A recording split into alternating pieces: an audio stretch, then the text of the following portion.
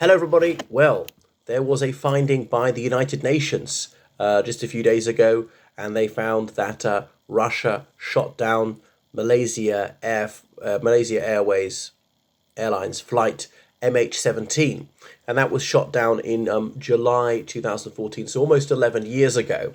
And that was the United Nations' own aviation agency arrived at that conclusion. 290 people were on board, that's passengers and crew, and they all died as a result. Some killed in the initial explosion, some when they hit the ground. You can imagine their horror as they're falling through the air several kilometers to hit the ground over East Ukraine. So Russia has lied and lied and lied about this. And if you believe Russia's denials, you will probably believe that there is no war in Ukraine. And that is still their position, that there is no war in Ukraine, that Russia did not invade Ukraine. Lie after lie after lie, no matter how blatant, absolutely shameless, barefaced lying they're telling incessantly.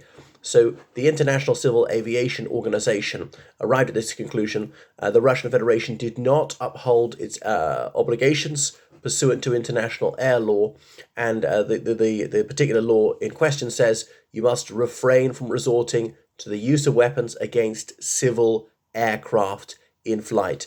So Malaysia Airlines, that's a civilian passenger plane. It was flying from Amsterdam Schiphol to Kuala Lumpur.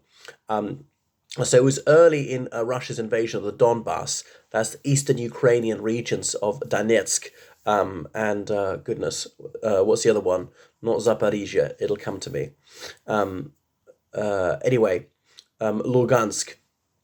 So there were, people call them pro-Russian rebels, terrorists, really? If you're fighting illegally, not for a recognized state, or for not a military uniform, not adhering to the Geneva Convention, you are a terrorist, aren't you?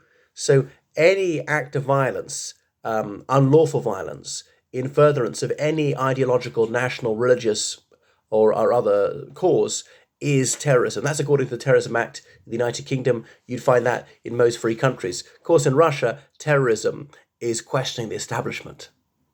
Terrorism in Russia is what the rest of the world calls journalism. So everybody was killed on that flight. The majority of them were Dutch. Many of them were going to change in Kuala Lumpur, fly on to Australia. That's why 38 Australian citizens were killed, 10 Britons, a Belgian, and some Malaysian citizens as well. So there's been Russian obfuscation about this. We know it was them. They'd shot down a Ukrainian Air Force plane the day before. They thought they're on the roll. They saw this one and they shot it down. And indeed, their social media posts come out captured immediately after saying, yeah, we shot down an enemy aircraft. Some of their radio communications were intercepted and recorded. And they were able to identify the individuals who did this. The Buk missile supplied by Russia, illegally brought across the border into Ukraine. That was weapon smuggling for one thing, and used it. And then the Russians have denied, come up with the most preposterous, transparent lies, claiming it was the Ukrainian military who shot it down on the basis of no evidence whatsoever. But wait a second, why would the Ukrainians be shooting down any planes at all, since the Russian Air Force was not operating over East Ukraine? Moreover, the pro-Russian terrorists in Donbass didn't have any planes. So why would the Ukrainians shoot down any planes? They didn't. It's not till years later, not till the 2022 invasion, that the Russian Air Force started flying over East Ukraine. And then that's when Ukrainian air defense was active, but sort of 8 years after this incident. So the Australian Foreign Minister, Penny Wong, not a woman who had a lot of time, but I have to say I concur with her on this one, said, we call upon Russia to finally face up to its responsibility for this horrific act of violence and make reparations for this egregious conduct. Well said, Penny, all apart from the split infinitive. And indeed, the Netherlands Foreign Minister, Caspar Veldekamp, he added, it's an important step towards establishing the truth and achieving justice and accountability. So the people who committed these murders, they identified 3 men in particular, pro-Russian terrorists in East Ukraine, who gave the orders and so on. They have been indicted in the Netherlands. They have not come to attend their trial. I don't think it's gone ahead in absentia. Well, why not? The Netherlands, renowned for its fair trials. I've never heard of a person being unfairly convicted of a crime in the Netherlands. All right, maybe it happens, but I think that would be vanishingly rare. I think that'd be like 0.01% of times. Whereas in Russia, innocent people are convicted all the time. and not just those who are actually guilty of completely preposterous and unfair laws, like expressing an opinion. If you're a Buryat, if you want independence of Buryata and you say that, that is a crime, so-called extremism. That's years in jail. The sentences are harsher now than in the Soviet Union in the 1960s, several years in prison for peaceful protest.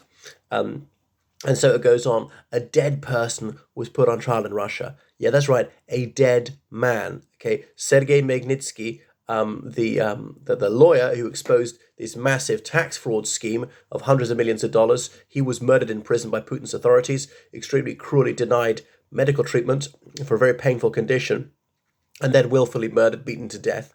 And then after he died, he was charged with the very crime that he'd exposed. And so he was put on trial whilst a dead man. They didn't bring his corpse in there. And there's a cage in Russian courtrooms, all right, for the suspect, just to make the suspect look guilty, to make the trial even more unfair. That cage was guarded. There was nobody in the cage. That's how it's a theatre of the absurd. They guarded the cage in case, his ghost escaped or something, and nonetheless he was found guilty. And how can he testify, and how can he be punished several years after he died, and all the rest of it? So that is how daft things are under Putin. Is absolutely bonkers. So we know that Russia violates international law every single day and on an enormous scale. So in 2022, that court in the Netherlands, it found that this pro-Russian terrorist group had shot down the jet, and that 2 Russians and 1 Ukrainian traitor who was fighting for Russia, they were found guilty of murder in absentia. And they've been awarded reclusio perpetua. But Russia won't extradite its own citizens, so they've not served a day in prison. But what else about this? I mean, I think it was cock-up rather than conspiracy. I don't think they would wish to shoot down a Malaysian Airlines plane because they've got decent relations with Malaysia, which is neutral on this issue. There was no gain for them in that. Relations with the Western countries weren't even that bad at the time, and so this was damaging to their reputation. But obviously, you've got to be very, very careful identifying these aircraft, friend or foe or neutral, and only shoot it down if you're sure it's an enemy aircraft. And these mistakes happen all the time. The Iranians, they shot down a Ukrainian passenger plane a few years ago. They lied about it for a few days. Even they came clean. Only is that the Russian state will tell these endless lies, no matter how ridiculous, no matter how obviously proven they are to be lies. When they had that massive military build-up on the border of Ukraine in early 2022, saying that this was no threat to anyone. Okay, an absolutely obvious lie, a whopper of a lie, telling all sorts of blatant lies that Ukraine has begun the war. So it's lie after lie after lie after lie. They never stop lying, and it's projection. And then Putin was beside himself with rage when he's saying that the West is an empire of lies, and that's exactly what he is. So it's terrible. All these completely innocent people were killed. Now, was it murder? Was it manslaughter? Because I suppose it was murder, because these terrorists had no right to be fighting anyone. Even if they had shot down a Ukrainian military aircraft, the Ukrainians are fighting legally, whereas their enemy is not.